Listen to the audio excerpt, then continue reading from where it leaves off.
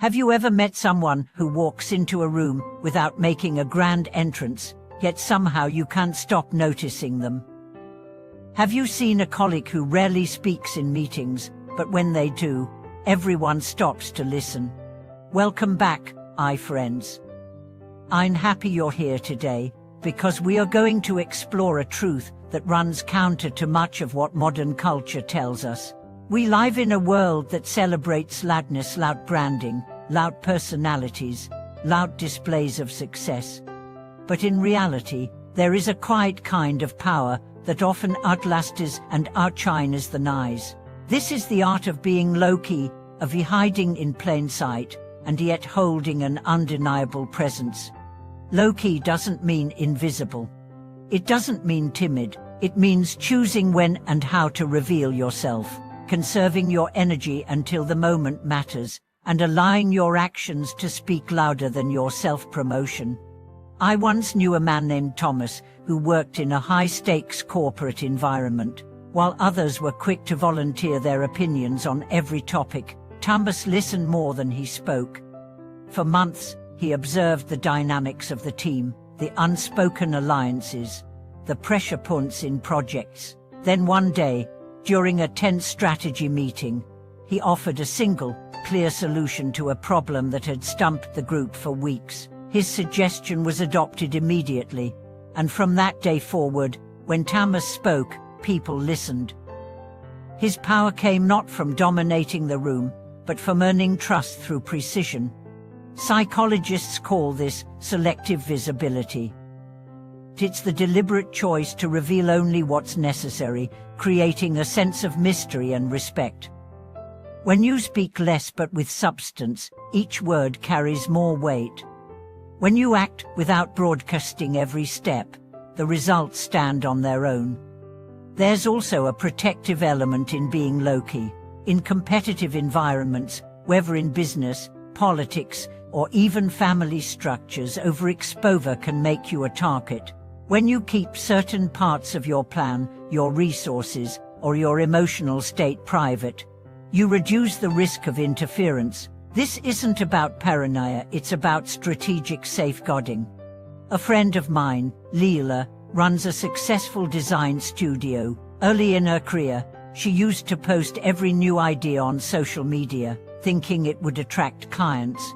But she noticed that her best concepts were often imitated before she could bring them to market. She shifted her approach, sharing completed projects instead of works in progress, discussing process only with trusted collaborators. Her business not only grew, but also gained a reputation for delivering unique, original work. She told me, the less I showed during the process, the stronger the impact when the work was done. Being low-key also changes how you handle recognition. When you don't chase validation, the validation you do receive carries more weight. People sense that you're not performing for approval, and that independence makes them trust you more. Culturally, we can see examples of low-key power in figures like diplomats, behind-the-scenes advisors, or artists who let their work speak for itself.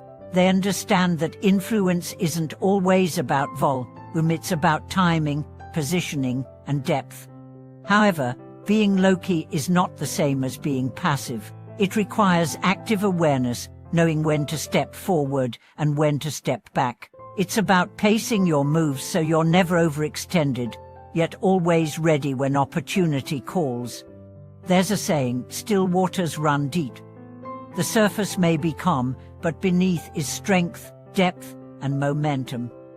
A low-key person cultivates that depth through learning, observing, and preparing while others are exhausting themselves trying to be seen. If you want to practice the art of hiding in a high-level way, start by controlling your disclosures. Share your plans with people who have earned your trust, not with everyone in your circle. Practice active listening in group settings, and speak only when your input will move the conversation forward. Protect your emotional energy by avoiding unnecessary arguments or public displays of frustration. Over time, you'll notice that people seek you out, not because you shout the loudest, but because your words and actions carry a gravity that demands attention. You'll find that your power grows quietly, like roots beneath the surface, until one day it becomes unshakable. My friends, true strength doesn't always roar. Sometimes it whispers, watches, and waits, then strikes with precision. That is the essence of Loki power. Thank you for watching this video. If this message helped you see the value in strategic quietness, share it with someone who could use a reminder to protect their energy, and don't forget to subscribe and comment so we can keep uncovering the deeper layers of human interaction together.